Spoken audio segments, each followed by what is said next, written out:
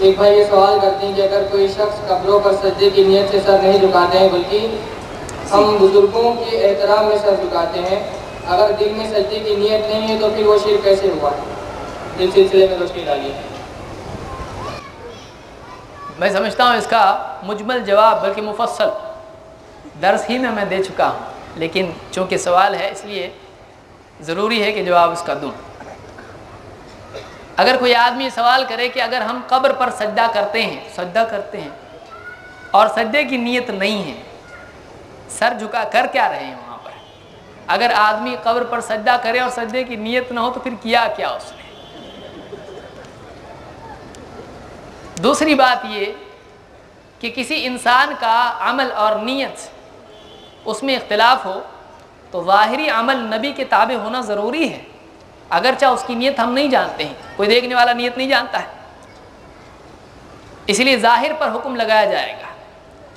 رہا یہ مسئلہ کہ ایک انسان تعظیم کی غرض سے کسی صالح کو حیات میں یا اس کی قبر پر سجدہ کرے تو شرعاً اس کا کیا حکم ہے، یہ سوال ہے۔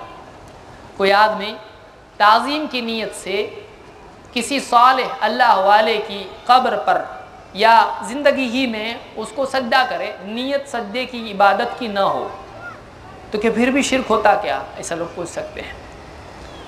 اس کا کیا حکم ہے؟ اللہ کے نبی صلی اللہ علیہ وسلم کے قول میں اس کا حکم ہم معلوم کرتے ہیں۔ سب سے بڑے اللہ والوں کے سردار نبی کریم صلی اللہ علیہ وسلم، اللہ کے رسول صلی اللہ علیہ وسلم کے صحابی معاذ بن جبل رضی اللہ تعالیٰ عنہ یمن گئے، جو بھی ذمہ داری تھی پوری کی، یمن سے واپس مدینہ آئے۔ آنے کے بعد پہلا کام اللہ کے نبی صلی اللہ علیہ وسلم کو سجدہ کیا۔ آپ نے کہا یا معاذ ما ھذا، اے معاذ کیا کر رہا ہے، یہ کیا؟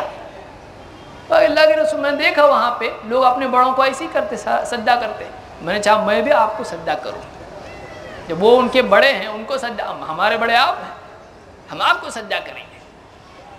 کہا کہ لا تفعلوا، یہ جملہ یاد رکھیں، لا تفعلوا، ایسا مت کرنا۔ اور آپ نے فرمایا کہ اگر میں کسی انسان کو حکم دیتا، کسی بشر کو حکم دیتا کہ وہ کسی بشر کو سجدہ کرے تو عورت کو حکم دیتا کہ اپنے شوہر کو سجدہ کرے۔ اور دوسری روایت میں آپ نے کہا، مسند احمد وغیرہ کے الفاظ ہیں کہ لا یصلح لبشر ان یسجد لبشر، کسی بشر کے لیے یہ ہرگز جائز نہیں، صحیح نہیں، مناسب نہیں، ٹھیک نہیں کہ وہ کسی بشر کو سجدہ کرے۔ منع کر دیا اللہ کے نبی صلی اللہ علیہ وسلم نے۔ تو آپ صلی اللہ علیہ وسلم سے بڑھ کے اگر کوئی کون ہے کوئی نہیں، آپ نے خود منع کر دیا ہے۔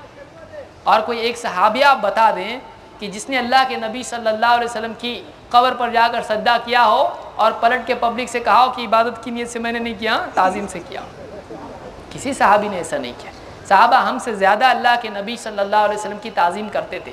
دیکھیے سجدے کا واقعہ وہاں ہوا ہے، لیکن اللہ کے نبی صلی اللہ علیہ وسلم نے اپنی زندگی میں اس کو منع کر دیا ہے۔ تو اللہ کے رسول صلی اللہ علیہ وسلم نے اس کو منع کیا۔ سوال یہاں پر یہ پیدا ہوتا ہے کہ اللہ کے رسول صلی اللہ علیہ وسلم نے فرمایا اگر میں حکم دیتا تو عورت کو حکم دیتا کہ وہ اپنے شوہر کو سجدہ کرے، من عظم حقہ علیہا، اس کا جو بیوی پہ حق ہوتا ہے اس حق کی وجہ سے۔ تو یہ سوال یہ پیدا ہوتا ہے کہ یہ سجدہ تعظیم والا ہوتا ہے یا عبادت والا؟ عبادت والا ہو تو شرک ہو جائے گا کہ شوہر کی عبادت کرو، ایسا کہتے نہیں، شوہر کی تعظیم کرو۔ تو شوہر کی تعظیم کا حکم دیتا تو سجدہ کرنے کے لیے کہتا، لیکن یہ سجدہ کسی کے لیے مناسب نہیں۔ تو عبادت والا سجدہ تو ہے ہی نہیں، تعظیم والا سجدہ بھی نہیں ہے، اس سے منع کیا حضرت معاذ بن جبل کو۔ حضرت معاذ نے عبادت کے طور پر سجدہ نہیں کیا تھا، تعظیم کے طور پر کیا تھا۔ جب تعظیم کا منع ہو گیا تو عبادت کا تو منع ہے ہی۔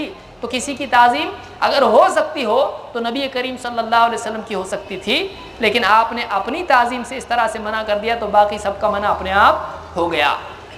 سب سے افضل کے لیے منع تو آپ سے کمتر کے لیے زیادہ منع۔